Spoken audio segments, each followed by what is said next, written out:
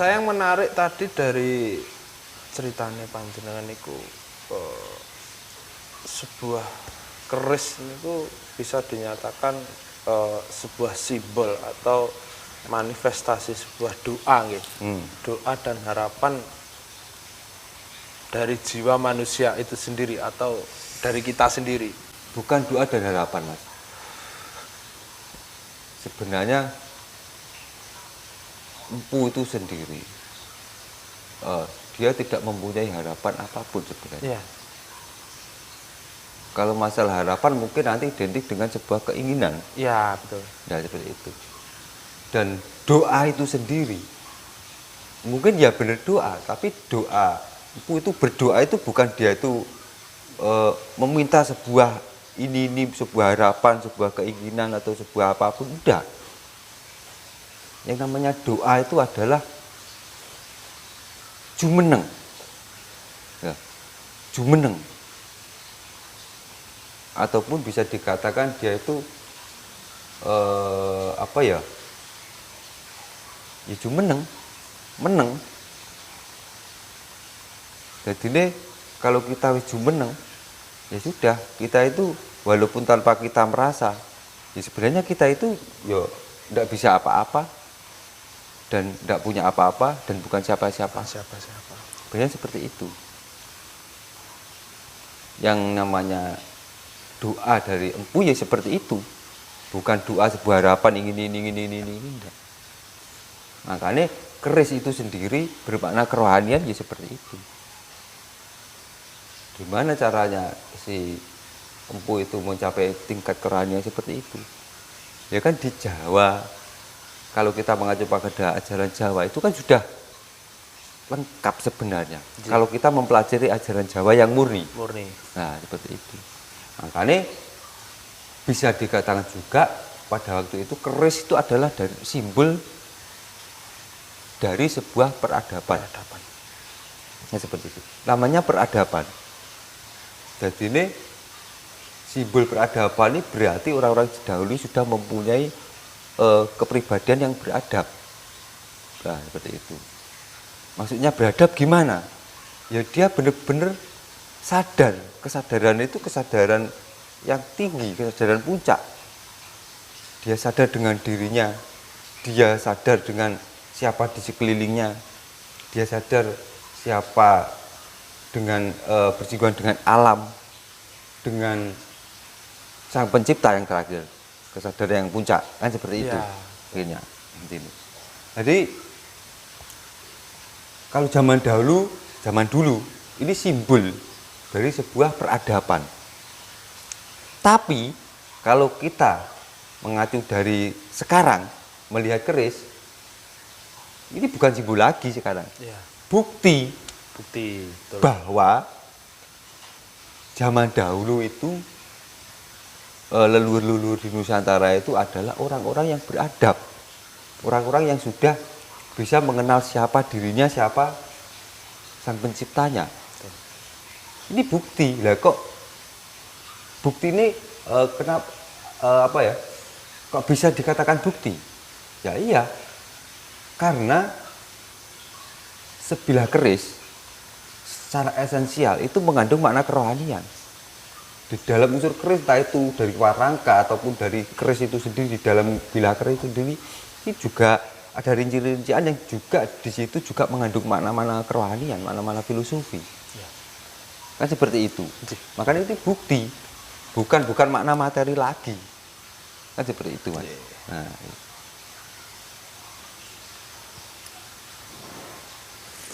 ini kali ngopi angsal nggih, santai mawon nggih. oleh Mas Aro. Juger walik juga apa-apa, sampean juger walik juga enggak masalah. Los nih gini, Mas.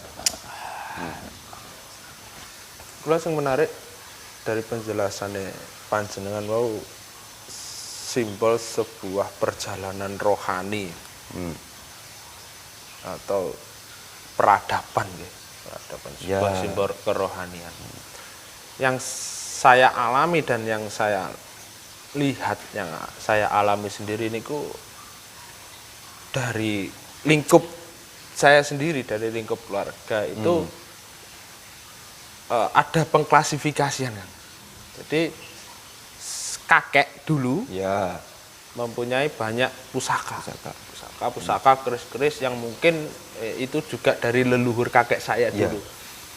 Itu di situ ada klasifikasinya. Iki keris iki engko ben dinggo iki.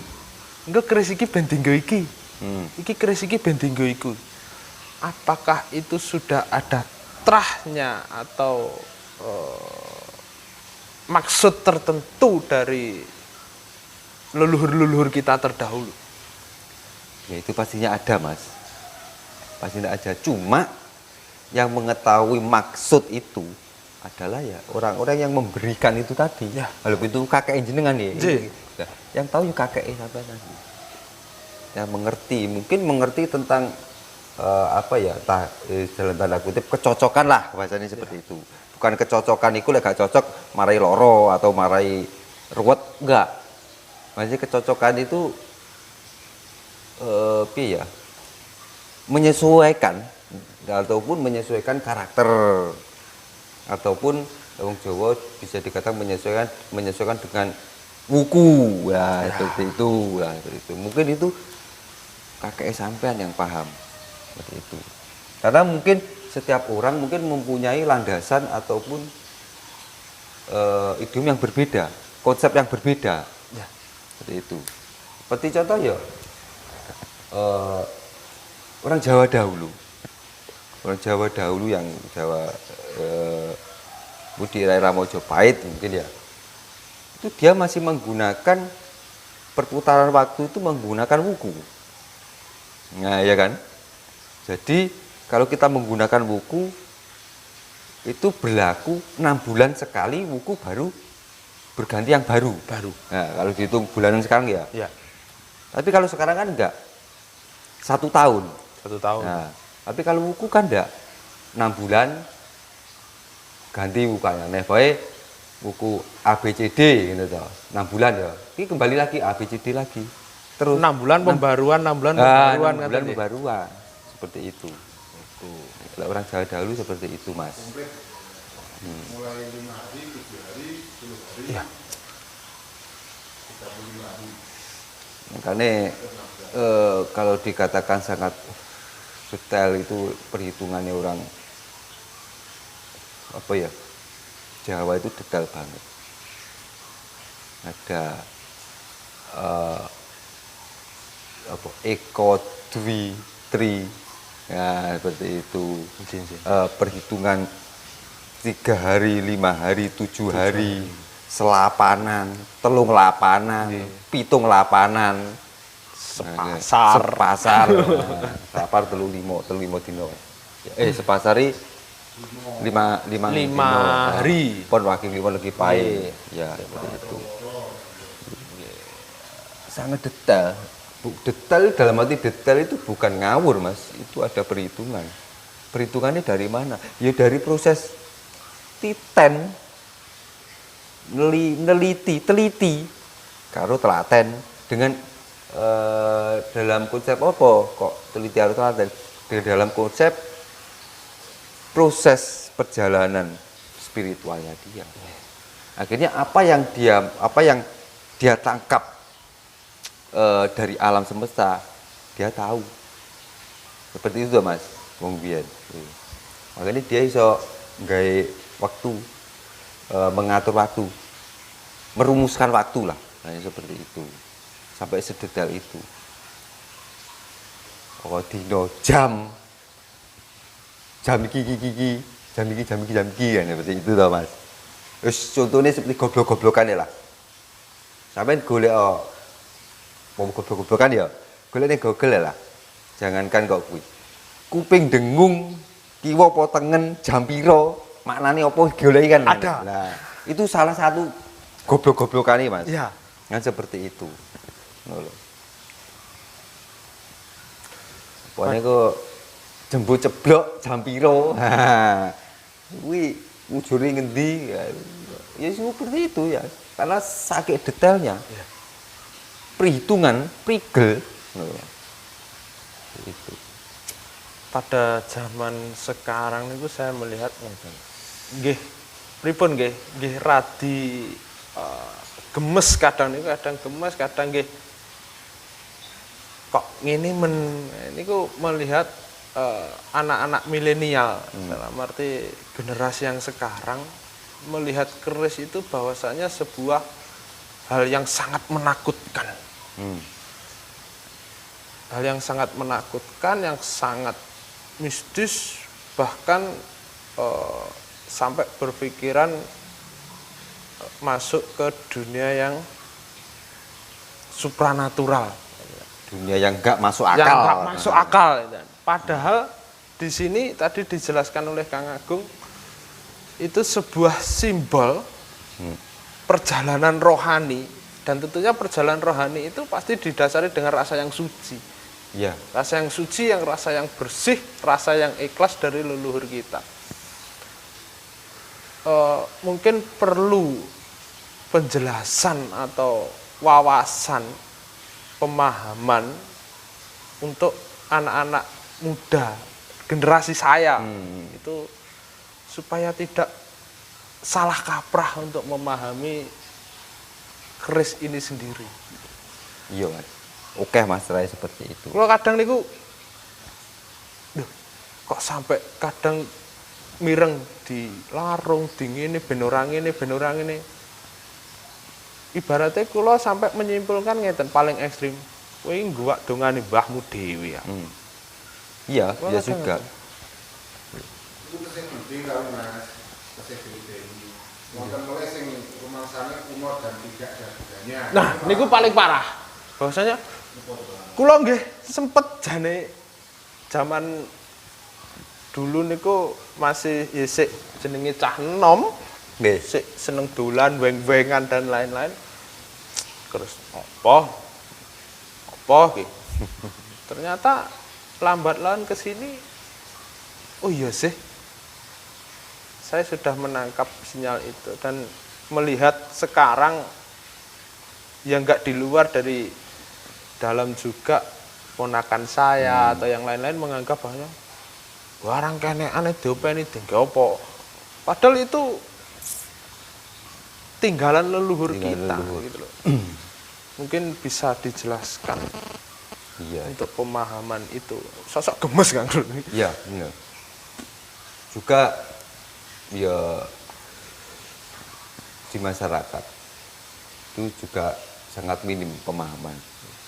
Karena ya tidak adanya edukasi sebenarnya juga. Ini lantaran napa Pusaka Wengker channel niki mugi-mugi bisa Segini ku rangger nyocot ngene lho Mas. Nah, nggih. Sithik akeh iki ben rada enek dislentike lho cacang iki. Aja anggrek. Ya, ini memang ADB mengacu pada pemahaman masyarakat. Ya seperti itu kan. Cuma apakah kita itu diam? Benar. Terus apa yang kita lakukan? Apakah kita merubah mindset masyarakat? Oh, enggak bisa. Ya. Kita harus memulai dari diri kita sendiri dulu. Dimulai dari mana? Perjalanannya ADB itu.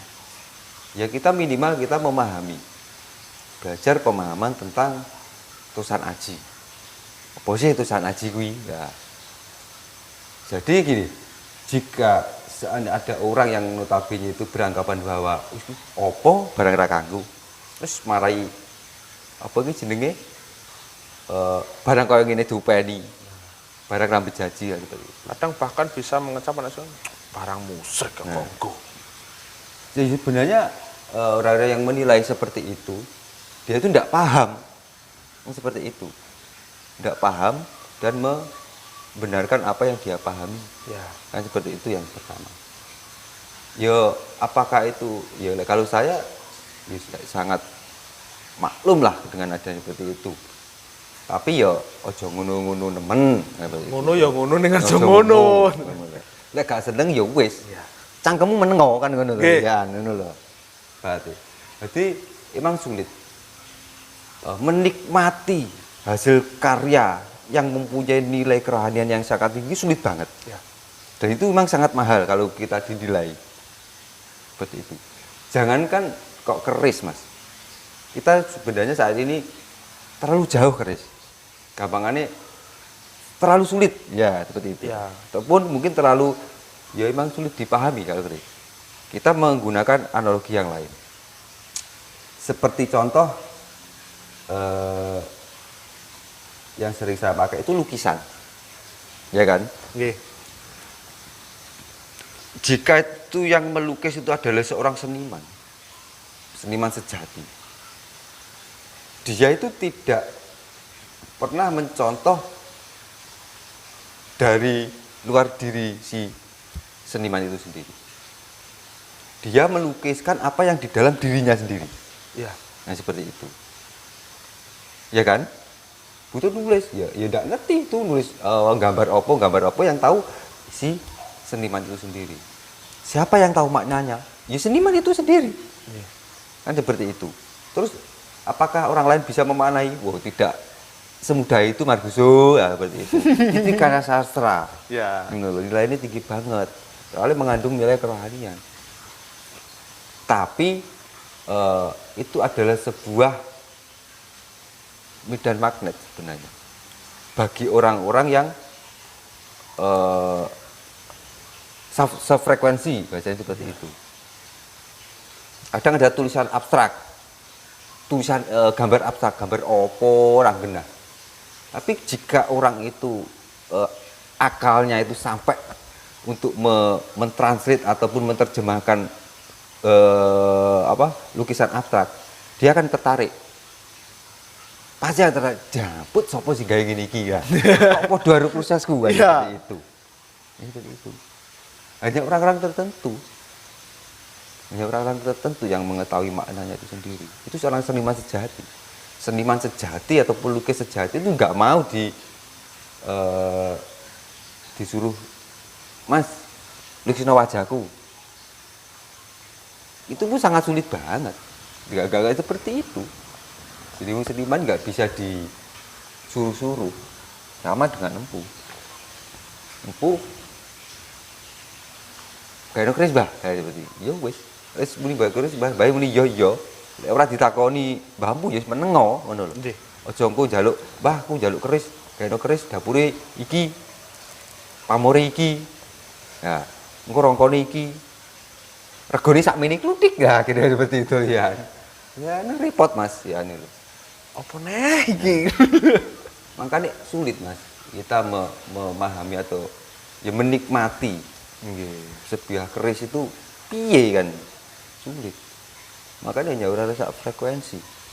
Banyak di dunia perkerisan itu, di Indonesia itu banyak, tapi sangat minim sekali yang bisa menikmati keindahan sebilah keris itu sendiri. Yang namanya Indonesia ya, yang namanya keindahan ini tidak hanya menyangkut bahan, pamor, garap, dan langgam. Yang namanya kita mengatakan keindahan itu adalah keseluruhan yang meliputi sebilah keris itu tadi. Dari sisi materi dan sisi non materi. Ini seperti itu. Sulitnya seperti itu. Kalau kita sudah menemukan sebuah keindahan dalam satu keris, deng, gitu. Kita nggak akan pernah melepaskan keris yang kita temukan tadi, yang kita temukan sebuah nilai keindahan itu tadi, sesuai dengan proses kerohanian hidup. Nggak akan pernah kita temukan, nggak akan pernah kita lepaskan, kecuali alam yang menggedaki. Kalau alam yang menggedaki, itu beda lagi urusannya. Ini seperti itu.